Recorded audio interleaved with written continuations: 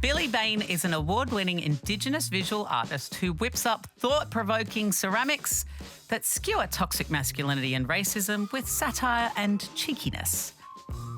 I'm willing to get my houndstooth ensemble dirty and see if he can help me get my head around the idea of toxic masculinity. I have worn my safety Crocs, and hopefully I won't break a nail.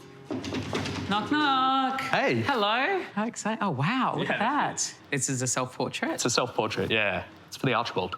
This year? Yeah. It was actually off a photo that was taken on the night of the referendum results, and that's why I look a little bit pissed off. Right. But, yeah.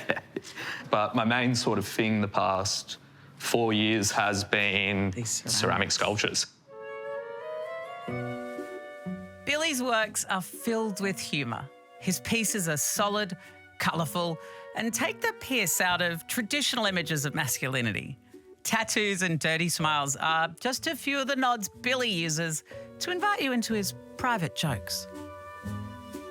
There's a print over there that's probably one of the earlier things that I was doing when I was at art school.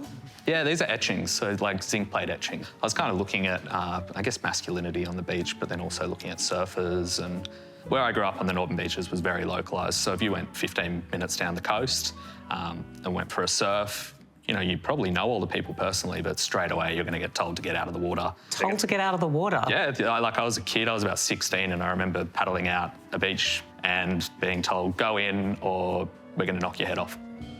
That was what I grew up in. So these are something that I just knocked up yesterday, Arvo. Okay. Got a couple of ceramic busts. I was thinking I could make you, Courtney, and you, Courtney, could make Shane.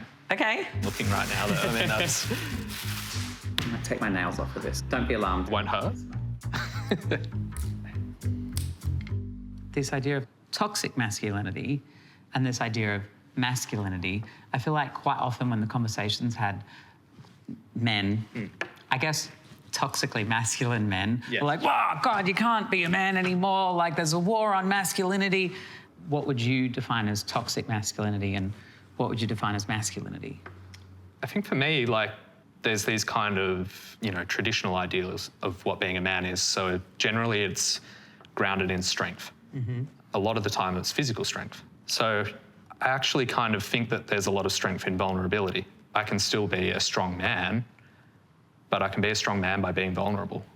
So I guess, like, strength is a masculine quality, but strength can become toxic when it becomes rigid, unwilling to bend, unwilling to move.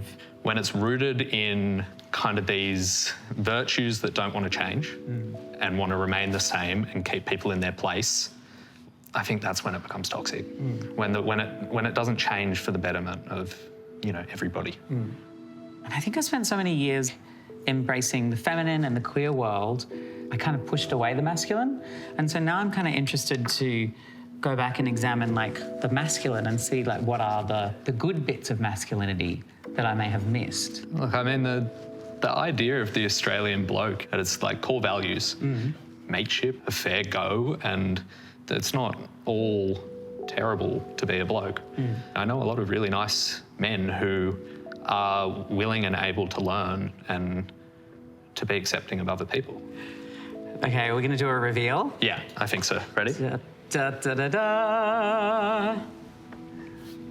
They look pretty fun together. The resemblance is uncanny. Yeah.